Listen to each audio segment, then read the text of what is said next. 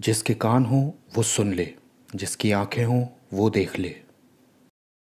आपके साथ होने में बहुत खुशी हो रही है, लेकिन मुझे आपको ये बताने की ज़रूरत है कि एक ऐसा इंसान होकर जिसने साइंटिफिक कम्युनिटी में अपना करियर बिताया हो, मैं थक चुका हूँ ऐसे लोगों से जो कहते हैं तुम बाइबल को प्रमाणित तो नहीं कर सकते, बस लास्ट में कुछ सकारात्मक बातें कहकर ख़त्म कर सकते हो। मैं ऐसी प्रस्तावनाओं और ऐसे पूर्वाग्रह से थक चुका हूँ कि तुम बाइबल प्रमाणित नहीं कर सकते। हाँ, आप कर सकते हैं। ये डॉक्यूमेंट, ये कलेक्टिव डॉक्यूमेंट जो आपके घुटनों पर है, बाइबल, ये अद्भुत है। आप दिखा सकते हैं कि इसकी उत्पत्ति अलौकिक है। इसकी उत्पत्ति हमारे समय चक्र से बाहर हुई है। और आज की सुबह मैं आपको दिखाना चाहता हूँ ऐसे ही कुछ उदाहरण जो आपको दिखाने में सहायता करेंगे। उम, अब हम सब लोगों से एक सवाल ज़्यादातर पूछा जाता है कि क्या सचमुच बाइबल में कोई छुपे हुए मैसेज हैं? इस पे बहुत सारी नॉनसेंस छप चुकी है, लेकिन बाइबल में सचमुच में है। और सच में सुलेमान ने तो ये कहा है कि परमेश्वर की महिमा गुप्त रखने में है और राजाओं की महिमा गुप्त बात का पता लगाने से होती है। और आज की सुबह हम ऐसी ही कुछ बातें देखने जा रहे हैं। उन उदाहरणों में जाने से पहले मुझे विश्वास है कि ये आपके आत्मविश्वास को और बढ़ा देगा कि ये बाइबल, परमेश्वर का वचन जिस पर हम निर्भर करते हैं, ये सचमुच एक यूनिक और सुपरनैचुरल डॉक्यूमेंट है। लेकिन इसकी शुरुआत मैं एक पहेली पूछ के करूँगा, और पहेली है कि बाइबल में सबसे बूढ़ा आदमी कौन है? हाँ, मथुसेला, आपने सही बताया। मथुसेला 959 साल जिंदा रहा। 969 ईयर्स, ये सबसे ज़्यादा पुराना और सबसे ज़्यादा बूढ़ा जीवन बाइबल में दिया है। लेकिन फिर भी ये अपने पिता से पहले ही मर गया। हाँ, ये बात आपको थोड़ा चकरा देगी। हाँ, ये बाइबल में सबसे बूढ़ा इंसान तो है, लेकिन ये अपने बाप से भी पहले मर जाता है। मैंने थोड़ी चीटिंग की है। सब ये भूल जाते हैं कि इसके पिता कौन थे। हनोक नाम का व्यक्ति इस व्यक्ति का पिता है। और ये जो हनोक है ये बहुत ही इंटरेस्टिंग आदमी है, और हम इसके बारे में थोड़ी बात करेंगे। 65 की उम्र में कुछ होता है इसकी ज़िंदगी में, ऐसा कि उस समय के बाद से ही वो परमेश्वर के साथ चलने लग जाता है 300 साल तक। अब होता क्या है, मुझे थोड़ा कुछ और भी समझाने दीजिए। नूह की जो बाढ़ थी वो कोई अचानक नहीं आ गई थी। नूह की जो बाढ़ थी वो 4 पीढ़ियों तक प्रचार की गई थी, जो कि बड़े आश्चर्य की बात है। लेकिन जब हनोक का बेटा पैदा हुआ था तो परमेश्वर ने हनोक से कहा कि तुम्हारा ये बेटा जब तक जिंदा रहेगा तब तक बाढ़ का न्याय रुका रहेगा। और वाकई ऐसा हुआ। तो उसने अपने बेटे का नाम मथूसेला रखा, जो कि एक इब्रानी शब्द है और 2 इब्रानी मूल शब्दों से बना है। मूथ जो शब्द है इसका मतलब है उसकी मौत, जो कि ओल्ड टेस्टामेंट में 125 से ज़्यादा बार आया है। और वर्ब शलाक का मतलब है उससे ले आना या उससे भेजा जाएगा। और इसे जोड़ के कुछ ऐसे पढ़ा जाएगा कि उसकी मौत ले आएगी या उसकी मौत से भेजा जाएगा। अजीब सा टाइटल है, लेकिन ये उसका नाम था। जब हम उत्पत्ति 5 को बहुत ध्यान से देखते हैं तो हमें मिलता है मतूसेला जब 187 का होता है तो उसका एक बेटा लेमेक नाम का पैदा होता है, जो कि जब 182 का होता है तो उसे नूह नाम का बेटा पैदा होता है। और जो बाढ़ आई थी वो जब नूह 600 साल का हुआ था तब आई थी। और इसका ये मतलब हुआ कि जिस साल मथूसेला मरा था उसी साल बाढ़ भी आई थी। और यही तो भविष्यवाणी थी। क्या यहाँ जो बेटियाँ हैं ये इमेजिन कर सकती हैं कि इस तरह के एक लड़के को पैदा करके बड़ा किया जा रहा है? जितनी बार भी उसे सर्दी होती होगी पड़ोसियों में कोहराम मच जाता होगा। अरे जब तक ये सही है तब तक सब सही है, एक बार ये मर गया तो फिर प्रभु आज, मेरा मतलब है बाढ़ आ जाएगी। अब आगे बढ़ने से पहले मैं थोड़ा इब्रानी भाषा का फ्लेवर देता हूँ, क्योंकि ये थोड़ी अलग है। ज़्यादातर अल्फ़ाबेट्स जो होते हैं उनसे उच्चारण करने में मदद मिलती है, लेकिन हिब्रू के जो अक्षर हैं वो 22 अल्फ़ाबेट्स सिर्फ ध्वनि ही नहीं करते बल्कि उनका एक मतलब भी होता है। और जो हिब्रू का पहला अल्फ़ाबेट है, वैसे अल्फ़ाबेट शब्द भी आलिफ और बेत हिब्रू से ही निकला है। आलिफ जो अक्षर है वो शुरुआत में बैल के सिर की तरह होता था। एक सेकंड रुकिएगा, हम बस उसे लगा रहे हैं।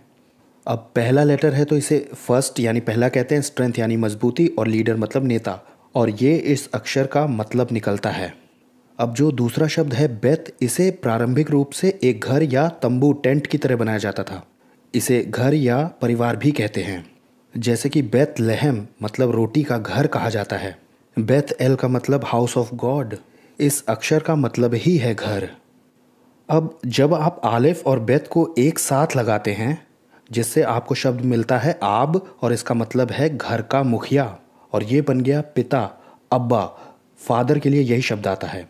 अब एक और शब्द है जिसे कहते हैं हे, शायद एक खुली हुई खिड़की या ऊपर उठे हुए हाथों की तरह, और आप इसे सांस भी कह सकते हैं। इसका मतलब है देखो या तो फिर खुलासा होना, और इसका मतलब हल्की पवन, हवा और आत्मा भी होता है। ये हे है। आपको हेनरी हेगन तो याद होगा, Hertford, Hereford, hemisphere, hurricane, hardly ever happened. यही आइडिया जो एलिजा बोल नहीं पाई थी, वो हेज वाला आइडिया यही है, समझिए।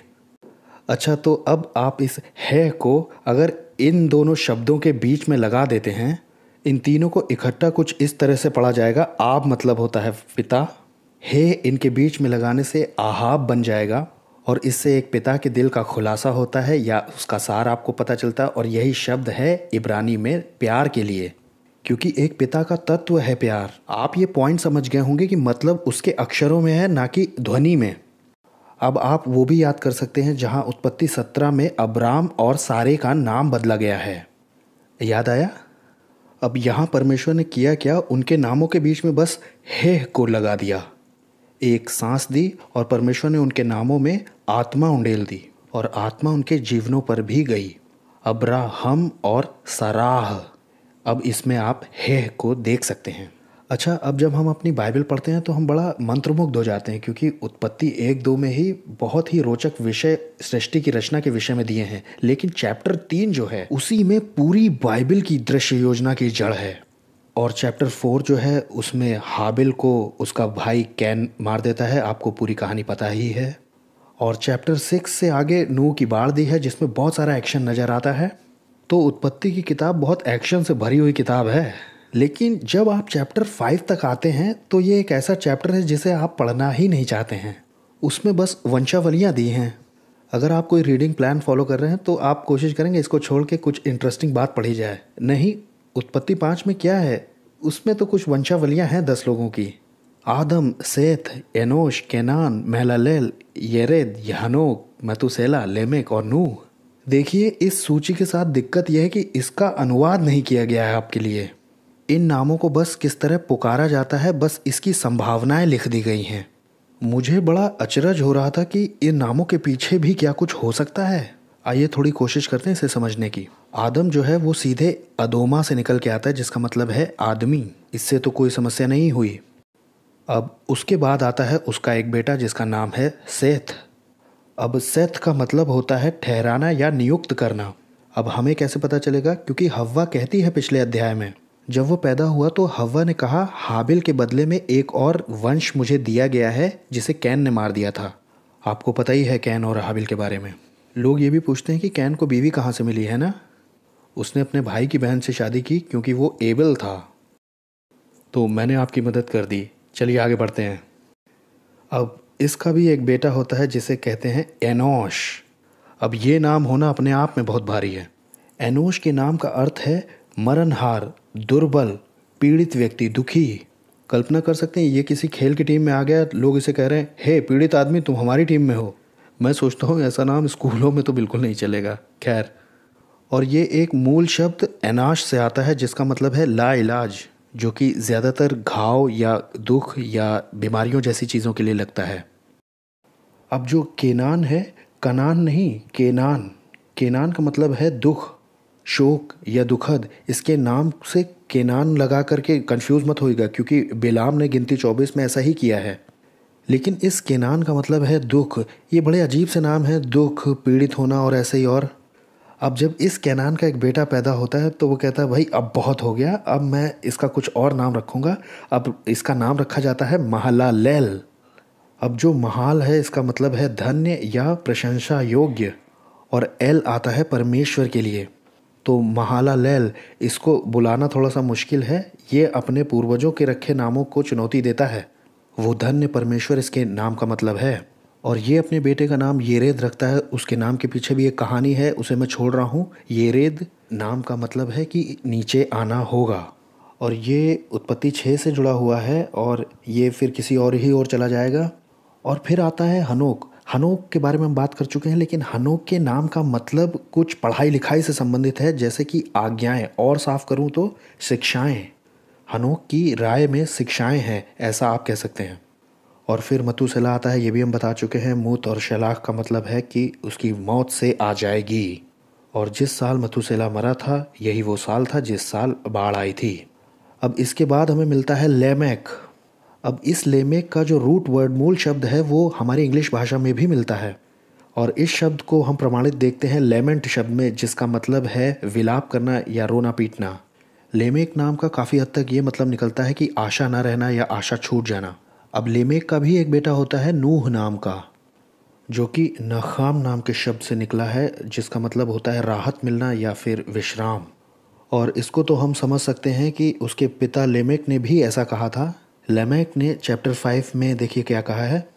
लेमेक ने यह कहकर उसका नाम नूह रख दिया कि पृथ्वी को जो शाप यहोवा ने दिया है उसके विषय में ये लड़का हमको शांति देगा।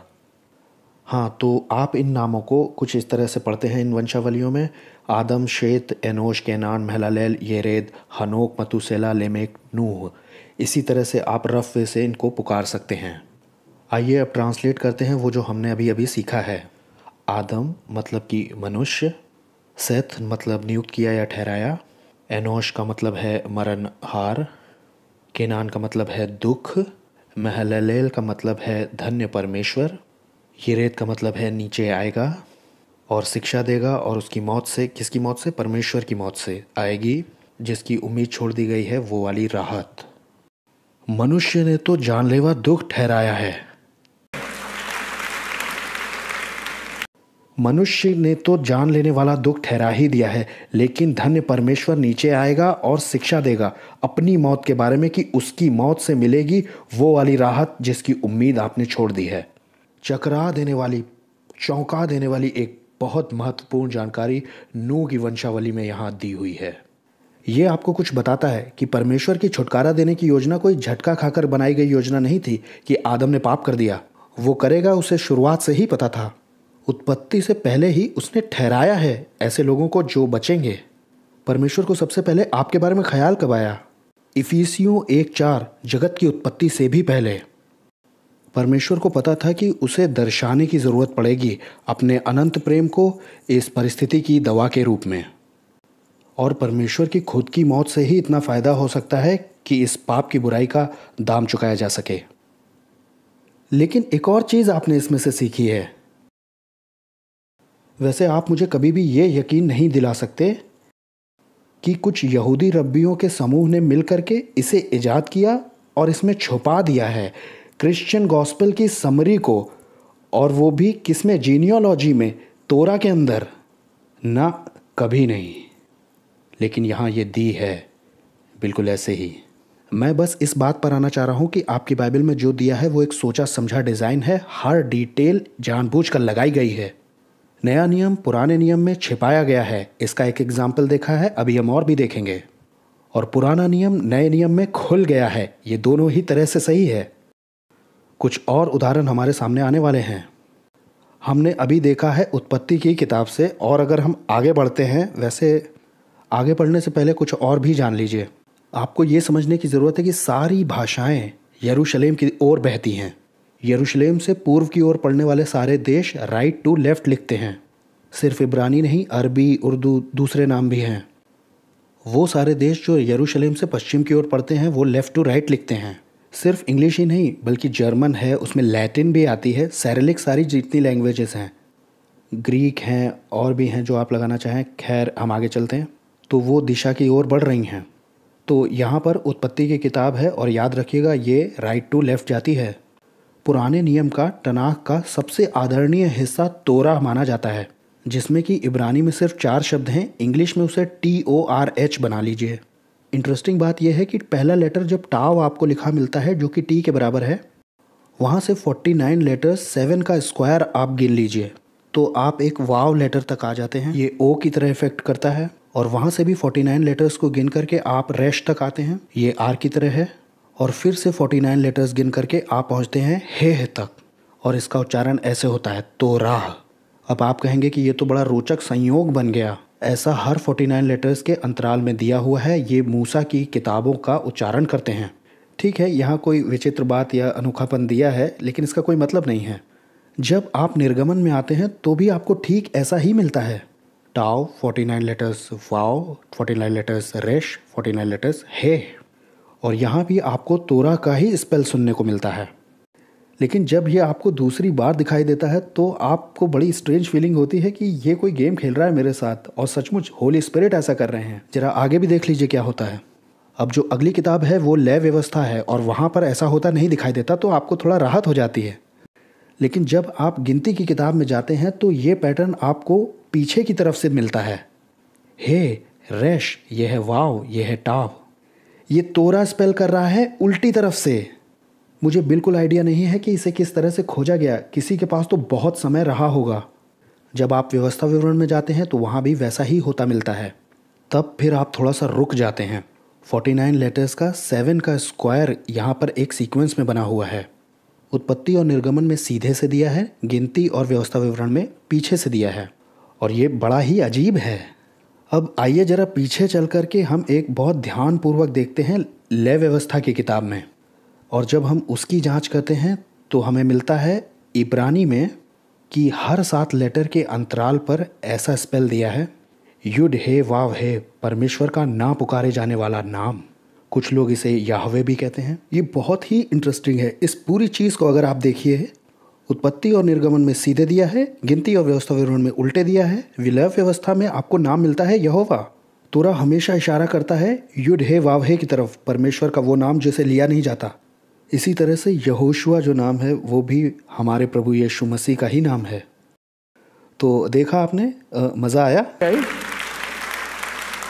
मैं जितनी बार भी इसे दिखाता हूँ मुझे गूज़बम्प्स पड़ जाते हैं। इसे वहाँ देखना अद्भुत है। मैं कुछ और भी दिखाता हूँ जिससे कि मुझे बहुत बड़ा झटका लगा था। चलिए उत्पत्ति 38 चैप्टर में चलते हैं। ये थोड़ा सा अजीब सा चैप्टर है। बहुत से पेरेंट्स चाहते हैं कि काश ये ना होता बाइबल में, क्योंकि इसमें एक भद्दी सी कहानी है यहूदा की तामार के साथ पाप करने की। जब आप उत्पत्ति की किताब की स्टडी करते हैं 37 से लेकर आखिर तक बहुत ही शानदार अंत है इस अद्भुत किताब का। और उत्पत्ति 37 से आगे आपको मिलती है यूसुफ की कथा, जो कि अपने भाइयों के द्वारा बेचे जाने के बाद इस दुनिया का प्राइम मिनिस्टर बनता है। शानदार कहानी दी है 37 से लेकर के आखिर तक, चैप्टर 50 तक। लेकिन चैप्टर 38 में एक बड़ी ही घिनौनी बात लगाई गई है कि कैसे यहूदा के साथ चाल चली जाती है और वो अपनी ही बहू के साथ संभोग करता है, तामार के साथ, और फिर वो इस मिलन से 2 बच्चों को भी पैदा करती है। और बहुत से लोग ये सोचते हैं कि ये बाइबल में क्या कर रही है। ये इसका हिस्सा इसलिए है क्योंकि इसमें मसीह की लाइन है। हैं तो और भी बातें, लेकिन हम आज उसमें नहीं जाएंगे। असली सवाल तो ये होगा कि पवित्र आत्मा ने इसे रिकॉर्ड ही क्यों करवाया है। मैं आपको कुछ इस बारे में बताता हूँ। ये उत्पत्ति का 38 चैप्टर है। इब्रानी राइट टू लेफ्ट जाती है। अब रोचक बात यह है, इस टेक्स्ट में 49 लेटर्स के इंटरवल पर फिर से आपको मिलता है बोआज का नाम, और इसने हमारा ध्यान खींच लिया। और फिर हमने 49 लेटर्स के इंटरवल को जोड़ा तो हमें रूत का नाम मिल गया। ओके वाह, बोआज और रूत, अरे यहाँ हो क्या रहा है।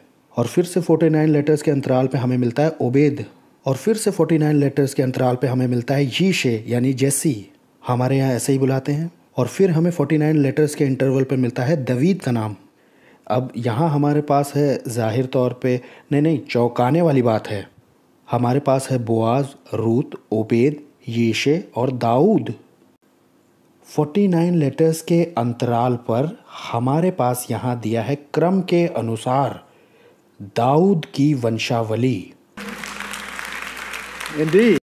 अब जरा सा सोचिए कि ये दिया है उत्पत्ति में।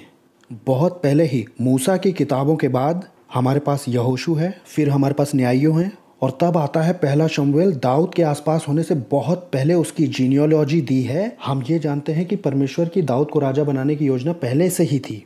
इज़राइल ने हड़बड़ी की, उन्हें राजा चाहिए था। थोड़े समय के लिए शाऊल मिल भी गया ताकि सबक मिल जाए, लेकिन दाऊद ठहरा दिया गया था उत्पत्ति 38 चैप्टर में ही। चकरा देने वाली बात है कि उसे जगत की उत्पत्ति से पहले ही पता है कि वो क्या करने वाला है। सिर्फ उसे ही अंत का पता है, आदि से ही, और ये बात उसने प्रमाणित की है अपने इस संदेश में जो आपके घुटनों पर रखा है। अभी और भी है। बाढ़ बताइए कि कब खत्म हुई थी। हम जानते हैं उत्पत्ति 6, 7, 8 में जल प्रलय है, लेकिन जल प्रलय 8, 4 में रुक भी जाती है। ठीक है ना। चैप्टर 8 वर्ष 4 में हम नोटिस करते हैं, वहाँ लिखा है नूह का जो जहाज़ था जहाज 7वें महीने के 17वें दिन को जहाज अरारात नाम के पहाड़ पर टिक गया। अब अगर आप एक सामान्य से बाइबल पढ़ने वाले हैं तो आप इसे पढ़ते हैं और आगे बढ़ जाते हैं, लेकिन अगर आप मेरी बाइबल स्टडी में आ चुके हैं तो अब आप एक सामान्य से बाइबल पढ़ने वाले नहीं हैं, क्योंकि आपको याद होगा मैंने कहा था कि हर एक जानकारी वहाँ जानबूझकर लगाई गई है। हर डिटेल, हर नंबर और हर जगह वहाँ पर किसी उद्देश्य से दिया है। पवित्र आत्मा का उसमें एक उद्देश्य है। आखिर इसकी ज़रूरत ही क्या है कि पवित्र आत्मा आपको वो दिन बताए कि किस दिन जहाज टिक गया? मेरा मतलब है, इसकी कौन परवाह करता है कि 7वें महीने में 17 तारीख को जहाज जाकर अरारात पर टिक गया? अब इस वाले को समझने के लिए आपको थोड़ा सा होमवर्क करने की ज़रूरत है। आपको ये समझना चाहिए कि यहूदियों के 2 कैलेंडर्स होते हैं। उत्पत्ति वाला जो कैलेंडर है उसे तो वो आज भी सेलिब्रेट करते हैं। साल की शुरुआत तिशरी के महीने से होती है, पतझड़ के मौसम में। इसे साल का मुखिया भी बोलते हैं, रोश हशाना। ये उनका व्यवहारिक कैलेंडर है जिसे मैं उत्पत्ति का कैलेंडर कहता हूँ। जबकि निर्गमन 12 में उन्हें एक और कैलेंडर दिया जाता है, निर्गमन कैलेंडर, जिसमें परमेश्वर ने उनसे कहा कि इस महीने को, निसान के महीने को वसंत ऋतु में तुम महीनों का आरंभ ठहरा देना, क्योंकि इसी महीने में फसह मनाया गया था। और ये आप निर्गमन 12:2 में देख सकते हैं। परमेश्वर कहता है इस महीने को, मतलब निसान के महीने को, ये महीना तुम लोगों के लिए आरंभ का ठहरे और वर्ष का पहला महीना यही होगा। तो यहाँ आपके पास 2 कैलेंडर है जिनकी 2 अलग शुरुआत हैं। अब आपको इसे सीधा लगाना पड़ेगा। अब जाहिर सी बात है, जब आप इसे कंपेयर करेंगे तो तिशरी पहला महीना है उत्पत्ति के कैलेंडर में, लेकिन निर्गमन वाले कैलेंडर में निसान है जो पहला महीना है और उत्पत्ति के हिसाब से वो 7वां महीना है। निसान उत्पत्ति के कैलेंडर का 7वां महीना है। अब उत्पत्ति के कैलेंडर ने ये रिकॉर्ड किया था कि जहाज़ 7वें महीने के 17वें दिन को टिक गया था। तो आइए अब इन चीज़ों को साथ में लगाते हैं। यीशु को क्रूस पर फसह के दिन चढ़ाया था, मतलब निसान की 14वीं तारीख को। और कितने लंबे समय तक यीशु कब्र में थे? कोई बताएगा? क्या 4 दिन? 3 दिन? ग्रेट, सही बताया। इसका मतलब उनका पुनरुत्थान 17वें तारीख को ही हुआ था, निसान के महीने में, जो कि उत्पत्ति के कैलेंडर का 7वां महीना है। क्या आप अभी भी मेरे साथ हैं? तो आप कहेंगे तो कौन सी बड़ी बात है, मैं बताता हूँ क्यों। क्या आपने ये महसूस किया है कि नूह की जो प्लेनेट अर्थ पर नई शुरुआत है वो दरअसल मसीह में हमारी नई शुरुआत की पहले ही मनाई गई सालगिरह है? Praise God. आपको एहसास हुआ कि परमेश्वर को पता है कि वो कर क्या रहा है? एहसास हुआ आपको कि परमेश्वर हर डिटेल पर कंट्रोल करता है? उसके पवित्र नाम की स्तुति करो। उसने पिरोया है यहाँ तक कि नूह की बाढ़ को भी और उसका समय भी, और ये पूरी तरह से सुसमाचार की उस कहानी से जुड़ा है। Praise God. जितना ज़्यादा आप अपनी बाइबल पढ़ेंगे उतना ज़्यादा ऐसे कनेक्शंस आप ढूंढ पाएंगे, इन कोइंसिडेंस को। रब्बाई आपको बताएंगे कोइंसिडेंस शब्द सही नहीं है। Okay okay. नया नियम पुराने नियम में छिपा हुआ है और पुराना नियम नए नियम में खुल गया है। आइए अब उस पीतल के सांप के बारे में बात करते हैं। मुझे ये वाला पसंद है। ये बाइबल की बड़ी अजीब सी कहानी है जिसका वर्णन ही नहीं किया गया। पीतल का सांप, ये गिनती 21 में दिया है उन लोगों के लिए जो लोग बाद में पढ़ना चाहते हैं। इसलिए लोग परमेश्वर के और मूसा के विरोध में बात करने लगे। बोले कि तुम लोग हमको मिस्र में मरने के लिए ले आए हो? क्यों ले आए हो? यहाँ रोटी है ना पानी है, और ये निकम्मी रोटी यानी कि मन्ना बेकार बता रहे हैं। और फिर यहोवा ने जलते हुए सांपों को भेजा। जलते हुए इसलिए लिखा है क्योंकि उनके काटने से बहुत जलन महसूस होती है। तो वो उनको डसने लगे और बहुत सारे लोग मर गए, मतलब इन सांपों के काटने से। और अब ये थोड़ा दुखी हुए हैं तो ये पश्चाताप कर रहे हैं। तब फिर वो निकल के बोलने लगे, अरे ये गलत लग गई है मुझसे, रुकिए 1 मिनट। तब लोग मूसा के पास जाकर कहने लगे, हमने यहोवा के और तेरे विरोध में बातें की है, हमने पाप किया है, यहोवा से प्रार्थना करो कि वो सांपों को हमसे दूर कर दे। तब मूसा ने लोगों के लिए प्रार्थना की और परमेश्वर ने विवश होकर एक बड़ा अजीब सा उपचार बताया है। यहोवा ने मूसा से कहा, एक जलते हुए सांप की प्रतिमा बनवाकर खंबे पर लटका दे, तब जो सांप से डसा हुआ उसको देख लेगा वो जीवित बच जाएगा। वाओ।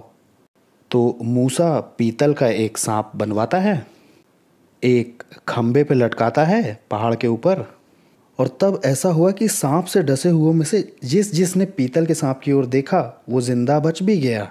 तो परमेश्वर ने ऐसा करवाया कि सांप लिया, एक खंबे पे लटकाया कहीं पहाड़ी पे। अब तांबा है या पीतल है इसमें नहीं पड़ेंगे हम लोग, लेकिन किया ही क्यों है परमेश्वर ने ये काम? और इसका कोई एक्सप्लेनेशन भी नहीं है। और सांप क्या होता है? बुराई और पाप की एक तस्वीर है। और पीतल, पीतल ही क्यों? क्योंकि ये धातु आँख को झेलकर बच जाती है और ये न्याय का प्रतीक है। तो क्या ये न्याय दिखाने के लिए प्रयोग किया गया है? आप पूरा का पूरा पुराना नियम पढ़ के देख लीजिए, इसे कहीं भी एक्सप्लेन नहीं किया गया है। बहुत ही ओ कम ऑन, ये बड़ा अजीब सा उपचार है जिसे कि परमेश्वर ही ने ठहराया है। उसे इन्हें चंगा करना था तो यही तरीका क्यों? उसने चुना कि ऐसे ही होगा। सच तो यह है कि इस खास उपचार ने आगे चल के समस्या खड़ी कर दी, क्योंकि यही पीतल का सांप आगे चल के मूर्ति पूजा हो गया। कई 100 सालों के बाद हिजकिया बादशाह जो है वो ये देखता है कि अरे ये तो इससे दुआ कर रहे हैं, और वो इसे नष्ट कर देता है। दूसरा राजा 18 में। और हिजकिया ने जो यहोवा की दृष्टि में ठीक है वैसा ही किया जैसा दाऊद ने उसके मूल पुरुष ने किया था। उसने ऊंचे स्थानों को गिरा दिया, लाठों को तोड़ दिया, अशेरा को काट डाला। पीतल का सांप जो मूसा ने बनाया था उसने भी इस कारण से उसे चूर चूर कर दिया कि उन दिनों में इजरायली उसके आगे धूप जलाते थे, और उसने उसका नाम नहुश्तान रखा था, जिसका मतलब है पीतल का एक टुकड़ा। और वो इसे नष्ट कर देता है। लेकिन बात तो वही कि परमेश्वर ने ऐसा क्यों करवाया था, इसका कोई प्रमाण है ही नहीं। सच तो यह है कि ये मेडिकल प्रोफेशन का एक चिन्ह बन गया है। ये आपको दंत कथाओं के एक चरित्र एस्क्लेपियस तक ले जाता है, और ये रॉड ऑफ एस्क्लेपियस जो इस्तेमाल होती है इसके रूट्स गिनती 21 में दिए हैं। अब यहाँ अमेरिका में चीज़ों को ख़राब करने की बड़ी आदत है। अच्छा, इन्हें लगा कि अब 2 सांपों को लपेट देंगे तो ये बड़ा बराबर लगने लगेगा। इसे कैड्यूसिस कहने लगे, जिसे कि हर्मीस की छड़ी भी कहते हैं। और ये चिन्ह बन गया खरीदने और बेचने के बारे में। अब समझिए कि एक अमेरिकन डॉक्टर की कार पे ये निशान बना है तो समझ लीजिएगा कि वो पैसे आपसे बहुत मोटे लेगा। अब ऐसी चीज़ें इसलिए होती हैं क्योंकि ये उदाहरण के तौर पर दी गई हैं। स्क्रिप्चर्स यही बताते हैं।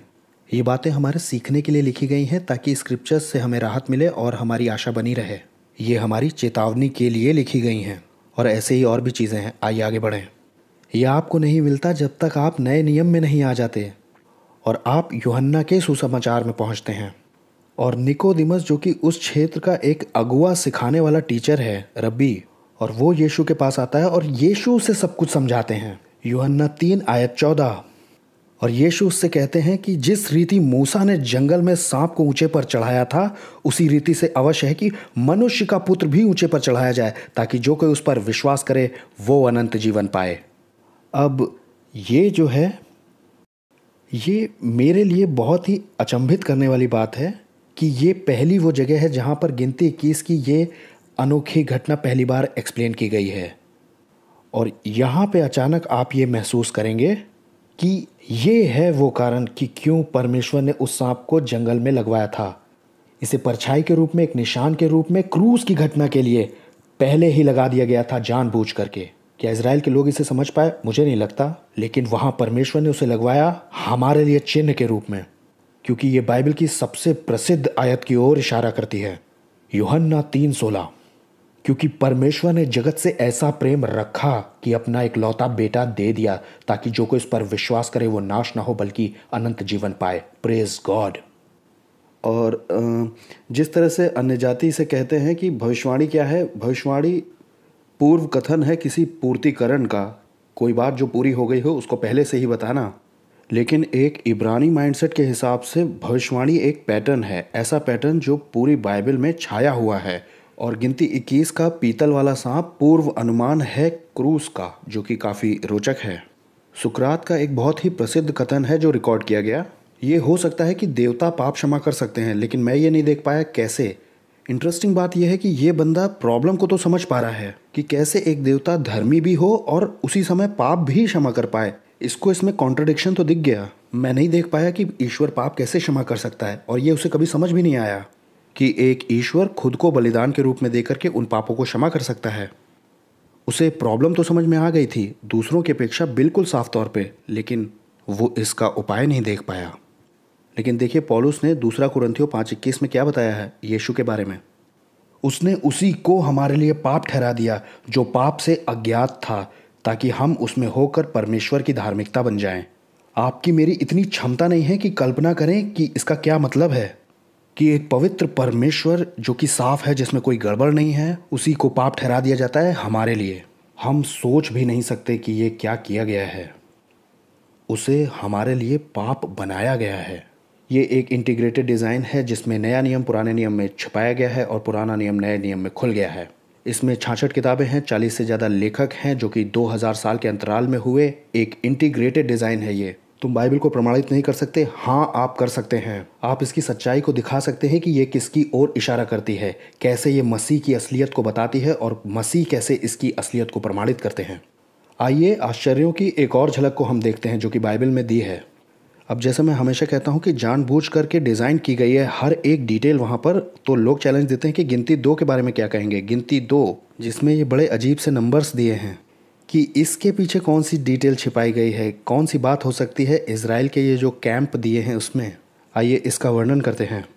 यीशु ने कहा कि पुस्तक में मेरे विषय में दिया हुआ है, और ये आपके खुद के खोजने का विषय है कि यीशु बाइबल के हर पन्ने पर दिया है, सिर्फ नया नियम में ही नहीं। तो गिनती 2 में इज़राइल के 12 गोत्रों की हमारे पास एक लिस्ट दी हुई है। आपके पास है यहूदा, इस्साकार और ज़बूलून, रूबेन, शिमोन और गाद भी है, एप्रेम, मनस्से और बिन्यामीन। अब आगे ऑफ कोर्स दान, आशेर और नप्ताली है। अब आप इसे समझिए कि 13 गोत्र हैं, और कंफ्यूज मत होइएगा क्योंकि 12 ही लिखे जाते हैं, क्योंकि वहाँ एक चाल है। अगर आपको सारे 12 बुलाने हैं तो आपको यूसुफ का नाम लेना होगा जो कि इसी में मिला हुआ है। अगर आप मान लीजिए किसी एक को निकालना चाहते हैं, मान लीजिए दान को या लेवी को किसी कारण से, तब भी आपके पास 12 बच सकते हैं अगर आप यूसुफ को 2 भाग कर दें बस। एक बार आप समझ गए ये किस तरह का गेम खेला जा रहा है तो आप समझ पाएंगे कि ये 12 ही क्यों रहते हैं। भले ही लेवी को लगाया नहीं जाता तब भी, लेवी कभी जंग पे नहीं जाते थे, फिर भी 12 ही हमेशा जंग में जाते हैं। पुराने नियम में 20 बार इनके नाम लिखे गए हैं और ये अलग अलग क्रम में लिखे गए हैं। ये हमेशा 13 का ही एक सबसेट रहता है। खैर चलिए हम आगे बढ़ते हैं। अब हमने गिनती 2 में से ये भी सीखा है कि ये हमेशा 4 छावनियों में ही तंबू लगाते हैं। अब ये जो पहले 3 हैं, यहूदा, इस्साकार और जबूलून, ये यहूदा के निशान के नीचे कैंप करते हैं जो कि यहूदा की छावनी है। रूबेन, शिमोन और गाद रूबेन के नीचे आते हैं। एप्रेम, मनश्शे और बिन्यामीन एप्रेम के प्रतीक के नीचे अपनी छावनी लगाते हैं, और दान, आशेर और नप्ताली दान के नीचे। तो इनकी 4 छावनियाँ हैं। अब ये जो लेवीय लोग हैं इनकी छावनियाँ बीच में हैं बिल्कुल। ये एक क्षेत्र निर्धारित करते हैं, उस क्षेत्र में परमेश्वर का तंबू इनके बीच में होता है, जिसका द्वार हमेशा पूर्व की ओर होता है, जहाँ मूसा ने और याजकों ने अपने तंबू लगाए थे। और गेर्शोनियों का वंश और कहात का वंश और मरारी का वंश चारों ओर उस तंबू के होता था। ये पूरा क्षेत्र सिर्फ लेवियों के लिए ही सीमित था। मुझे ये तो नहीं मालूम कि ये कितना बड़ा था, लेकिन इनकी बेसिक यूनिट इतनी ही थी जिसे हम आज देख रहे हैं, इन लेवियों की छावनी। क्यों? क्योंकि इससे हम ये खोज पाते हैं कि रब्बाए बहुत मेहनत करते थे कि वो जितना ज़्यादा व्यवस्था को समझते थे उतना ही वो उसे ठीक से पूरा करने की कोशिश करते थे। रैबैनिकल प्रिसेशन कहते हैं इसे। यहूदा की छावनी को लेवियों की छावनी के पूर्व में लगना था, ये बिल्कुल साफ है। रूबेन की छावनी लेवियों के दक्षिण में होनी थी, इसमें भी कोई समस्या नहीं है। लेकिन इसका ये भी मतलब है कि दक्षिण पूर्व में कोई छावनी नहीं होगी, ना ही दक्षिण और ना पूर्व माना जाएगा, वो एरिया खाली है। सिर्फ प्रमुख दिशाओं के लिए ही व्यवस्था में आ गया है। और छावनियों की चौड़ाई लेवियों की छावनी की चौड़ाई के बराबर ही होनी थी, ये बात भी पक्की है, लेकिन उससे ज़्यादा बढ़ा नहीं सकते हैं। ये लंबाई में तो आबादी के अनुसार सीधे जा सकता है। आइए इसे देखते हैं। तो हमारे पास लेवियों की संख्या 22,000 कुछ है, और वो बीच में रह रहे हैं। और पूर्व में यहूदा की छावनी है, और इसका प्रतीक यहूदा का सिंह है, और ये तीनों गोत्र यहूदा के कैंप के नीचे आते हैं पूर्व में, इसमें समस्या नहीं है। रूबेन को दक्षिण में होना है, और उसका जो प्रतीक है वो मनुष्य का है। ये छावनी दक्षिण में लगती है, सिर्फ दक्षिण में ही लगती है, और ये दक्षिण पूर्व में आपके पास कोई भी नहीं होगा, समझ रहे हैं ना? ना ही दक्षिण पश्चिम में, ना उत्तर पश्चिम में, और ना ही उत्तर पूर्व में। एप्रेम जो है वो पश्चिम में है, और इसका जो प्रतीक है वो एक बैल का है, और 3 गोत्रों से ये छावनी बनी है। मतलब पश्चिम में इस छावनी के तीनों गोत्र ही बसे हुए हैं। और फिर हमारे पास दान है, जिसका प्रतीक जो है वो एक बाज है। आप आश्चर्य के साथ कहेंगे, 1 मिनट रुकिए, मुझे ये याद आता है कि उत्पत्ति 49 में इसका चिन्ह जो है वो एक सांप है। अब इसमें क्या हुआ कि इसका जो मुखिया था वो इस चिन्ह से थोड़ा निराश हुआ था। हमने ये पाया कि उसने बाज के मुंह में एक सांप को प्रतीक के रूप में अपने लिए ले लिया, और इस तरह से दान को राहत मिल गई, सांप को छोड़ करके एक बाज का चिन्ह अपना करके। अब इसका ऑब्वियस रीज़न आप समझ गए। अब ऐसा ही माना जाता है कि हुआ होगा। अब हमें इसमें यह देखना होगा कि आबादी के बारे में क्या है। यहूदा सबसे बड़ा है जिसमें 1,86,000 लोग हैं। पश्चिम में एप्रेम है, उसमें 1,08,000 ही हैं, सबसे कम उसी में है। और बाकी के दो लगभग बराबर ही हैं। आइए मैं इसको आपको ऊपर से कुछ दिखाना चाहता हूँ जो आपकी बाइबल में दिया है, जिसको कि हमने आपके लिए बनाया है। अब जो बालाक था, माफ़ कीजिएगा बिलाम जो था, जब श्राप देने के लिए इज़राइल को चढ़ता है पहाड़ पर तो उसे कुछ दिखता है और ये उसे दिखाई देता है। इज़राइल की छावनी का हवाई नज़ारा ये है। और ये पुराने नियम में दिया है, ये गिनती 2 में दिया है। आश्चर्यजनक लगता है ना ये, जब आप इसे एक साथ लगा के। और इसमें इससे भी ज़्यादा गहराई है जब ये मुझे पहली बार दिखाई दिया कि ये परमेश्वर के सिंहासन का नमूना है, क्योंकि इसमें करूबों के 3 चेहरे भी शामिल हैं।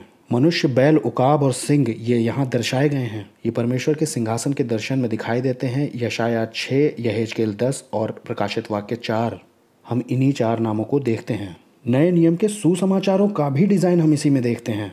मत्ती, मरकुस, लूका, यूहन्ना यही दिखाते हैं। मत्ती मसीहा की तरह, मरकुस दास की तरह, लूका जो है वो मनुष्य के पुत्र की तरह और यूहन्ना जो है परमेश्वर के पुत्र की तरह। सारी वंशावलियाँ भी ठीक यही लक्ष्य पूरा करती हैं, बस मरकुस को छोड़ के, क्योंकि कोई भी एक दास की वंशावली की परवाह नहीं करता है। अब मत्ती क्योंकि एक यहूदी है, वो अब्राहम पहले यहूदी से शुरू करता है और एक लीगल लाइन लेके चलता है।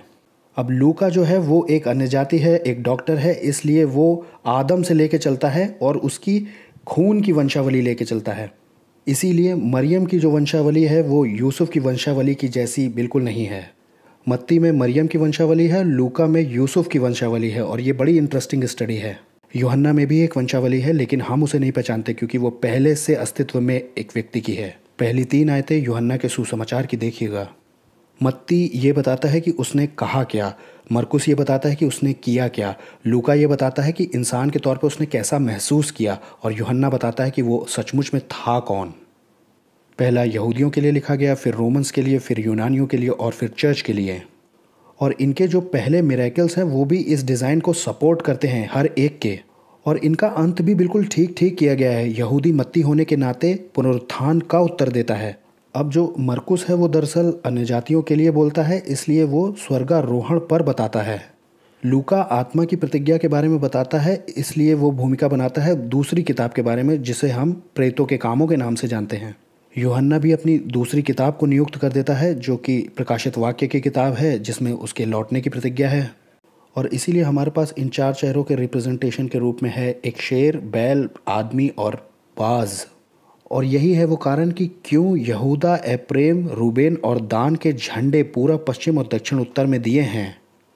अब मैं कोई बड़ी बात नहीं बताऊंगा, लेकिन जैसे जैसे आप अपने गॉस्पेल्स को पढ़ते हैं वैसे वैसे आपको पता चलता है कि ये भी बहुत अद्भुत तरीके से डिज़ाइंड है। और फिर से बता रहा हूँ कि नया नियम पुराने नियम में छिपा हुआ है और पुराना नियम नए नियम में खुल गया है। अब अपना ज़्यादातर समय मैंने वैज्ञानिक समाज में बिताया है, इसलिए मैं बहुत आश्चर्यचकित हूँ कि जो टेक्नोलॉजी का अनुमान बाइबल में दिया है उससे, जिसमें आधुनिक हथियारों की टेक्नोलॉजी है, गोलियाँ जो चूकती नहीं हैं, क्रूज़ मिसाइल्स जो चूकते नहीं हैं, यर्मिया में दिया है और भी जगह दिया है। और ये सच भी दिया है कि इन हथियारों से मनुष्य खुद को पूरी तरह से साफ कर सकता है। पुराने समय में इन सारी बातों का कोई सेंस नहीं बनता, लेकिन आज के समय में संसार परेशान है कि इंसान बहुत आसानी से ऐसा कर सकते। चिकित्सा के क्षेत्र में साफ सफाई रखना ये भी छुपा हुआ है स्क्रिप्चर्स में।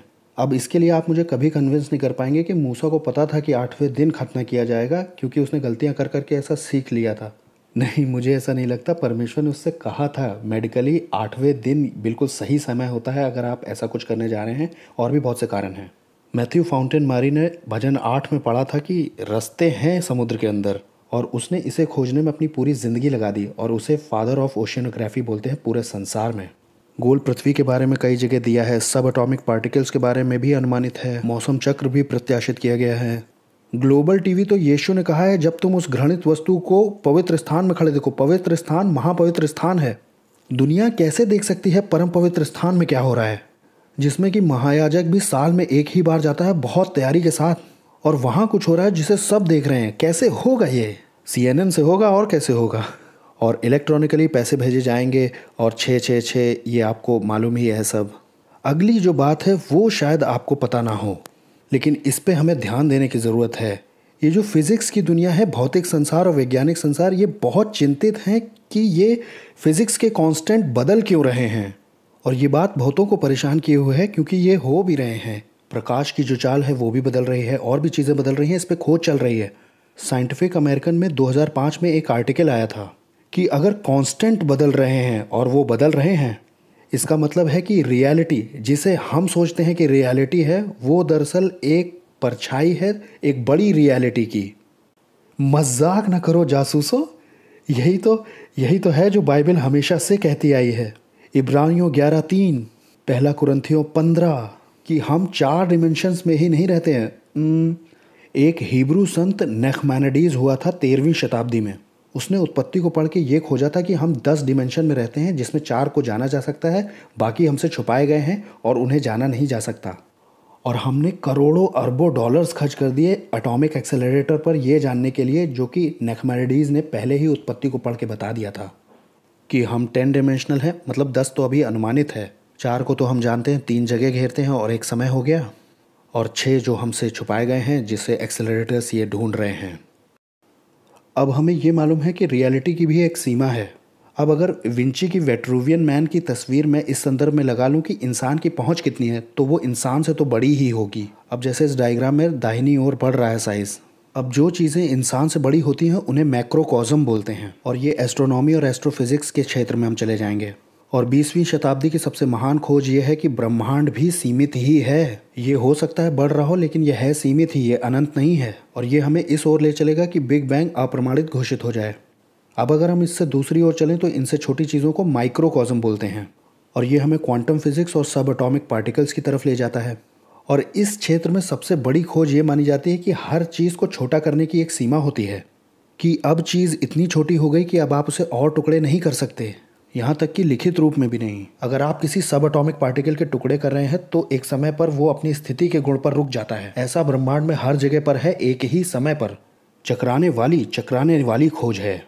अब असलियत में इसका ये मतलब निकलता है कि हम एक डिजिटल वर्चुअल स्टिमुलेशन में रह रहे हैं, एक काल्पनिक असलियत वर्चुअल रियलिटी। इसके छोटा होने की भी एक सीमा है और बढ़ने की भी एक सीमा है, कि हमें वर्चुअल रियलिटी के अंदर सीमित किया गया है, आभासी वास्तविकता के अंदर। इसे आप ऐसे समझिए कि एक बहुत बड़े इलेक्ट्रॉनिक गेम के अंदर, जो कि इससे भी बड़े एक विषय के अंदर आएगा जिसे हम शब्दों की कमी के कारण मेटाकॉस्म कहेंगे। और ये प्रभाव क्षेत्र है स्वर्गदूतों का, दुष्टात्माओं का और जो भी हैं। और इन चीज़ों को जिसे हम अनुभव करते हैं, मेजर करते हैं, ये है ट्रांस डिमेंशनल। और ये हमें उस कन्फ्यूजन की ओर ले जाता है जिसे यूएफओ या एलियन वगैरह कहते हैं, हम उसमें नहीं जाएंगे। लेकिन जो सही पॉइंट है वो ये होगा कि हमारा ब्रह्मांड एक बड़ी असलियत की सिर्फ परछाई है।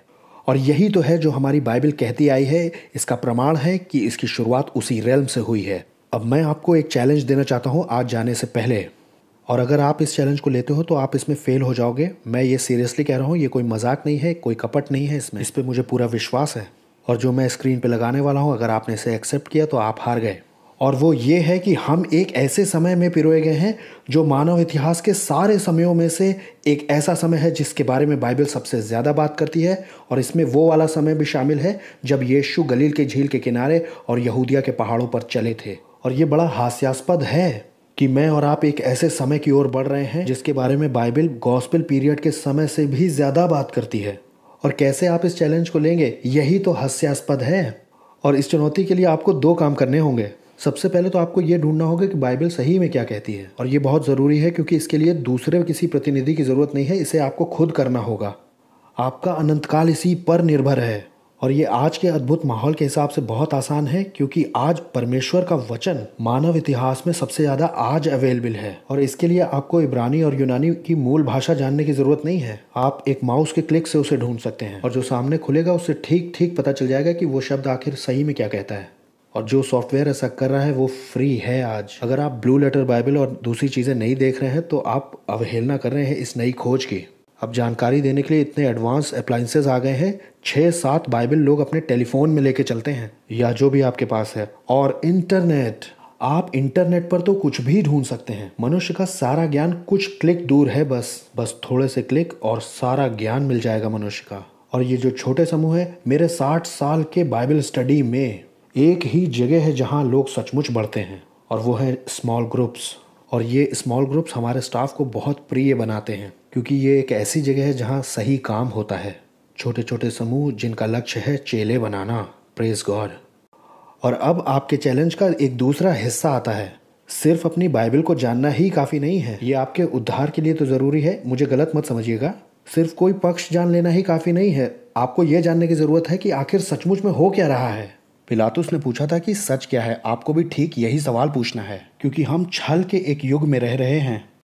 चाहे न्यूज़ मीडिया हो, चाहे स्कूल हो, चाहे लीगल सिस्टम हो, लगभग हर जगह ही आपको करप्शन दिखाई देगा। जानकारी एक तरफा मिलेगी, तोड़ मोड़ कर। ये डिज़ाइन ही किए गए हैं छल के लिए।